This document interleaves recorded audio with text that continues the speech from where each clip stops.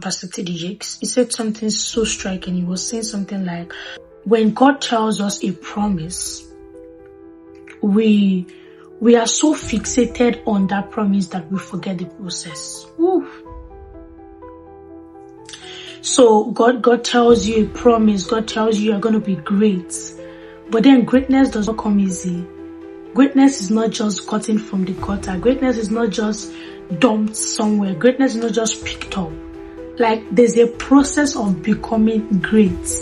But like many at times, what happens as believers is that we look forward to the end result, that we forget that there's a process before the end result.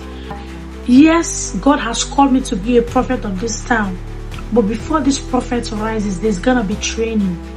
God is going to train my senses. God is going to train my mouth. Yes. God is going to train, cut out the excesses and the character. Before God sends you out, He molds you. He breaks you to who He wants you to be. So before she could even get to become the queen, there was a competition, of course. There were other great women around. There were other women that were also preparing, even as much as she was preparing. But guess what? Queen Esther did not just climb, from wherever she was coming from. She didn't just get her clothes from wherever she was coming from and just climb into the palace and then became queen. No, she went through a process of refining. They changed her look. They changed the way she, maybe obviously affected her character, affected the way she speaks, because you are being trained to be a queen. Picture is here.